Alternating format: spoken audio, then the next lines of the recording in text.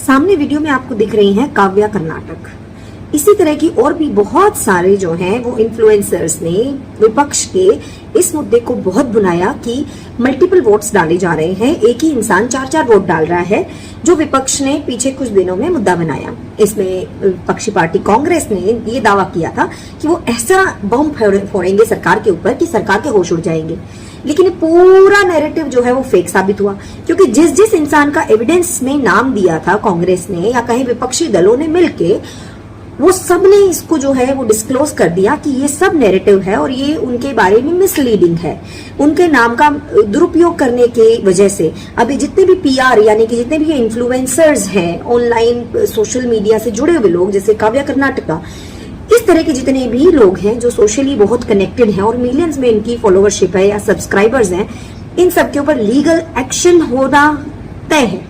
अगर इन्होंने इसके लिए करेक्शन नहीं किया तो काव्या कर्नाटका ने तो टाइम रहते अपनी वीडियो भी डिलीट कर दी और माफी भी मांग ली है एक तरह से कि ये डाटा जो है वो स्पेसिफिकली रॉन्ग है और उन्होंने गलत कोट कर दिया था। लेकिन बाकी जितने इन्फ्लुएंसर्स ने ऐसा किया, इसमें कोई भी हो, चाहे यूट्यूब पे हो चाहे वो सोशल मीडिया के किसी भी हैंडल पे हो, अगर उन्होंने ये विपक्ष का ये मुद्दा कि यहाँ पे वोटों की चोरी हो रही है अगर बिना एविडेंस के चला दिया और उन्होंने स्प्रेड किया, तो ध्यान रखें उनके खिलाफ लीगल एक्शन इलेक्शन कमीशन भी लेगा। और जिन जिन के नाम इन्होंने एज एविडेंस पर्सनल इंफॉर्मेशन को डिस्क्लोज करना, ये भी अपने आप में क्राइम है या है, वो सारे इनको जो है वो कोर्ट में घसीट देंगे।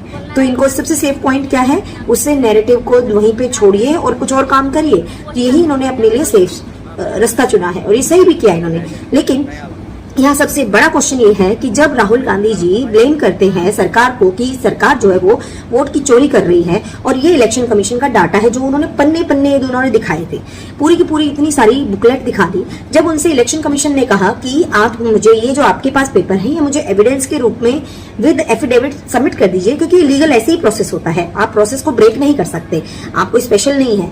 ABCD आम आदमी, ABCD स्पेशल आदमी, सब एक कैटेगरी में आते हैं लॉ के अकॉर्डिंग। तो उन्होंने कहा कि मेरे शब्द ही है कानून, मैं तो नहीं दूंगा। तो इस तरह की जो हवाबाजी होती है ना, इसका लीगल आप कोर्ट में जाएंगे तो कोर्ट आपके ऊपर ही जुर्माना ठोक देगा कि ये जो है आपने एज ए इंडिविजुअल गलत किया है। और इलेक्शन कमीशन के ऊपर इस तरह के क्वेश्चन उठाना ये बिल्कुल वैसा है जैसे जुडिशरी की पावर्स को चैलेंज करना, क्योंकि हमारे ये स्वतंत्र विभाग हैं, these are independent departments. Election commission, judiciary and parliament ये इक्वली अलग अलग जगह पे फ्रीडम के साथ काम करते हैं। आप किसी के ऊपर एलिगेशन लगाते हैं, you have to provide a specific evidence.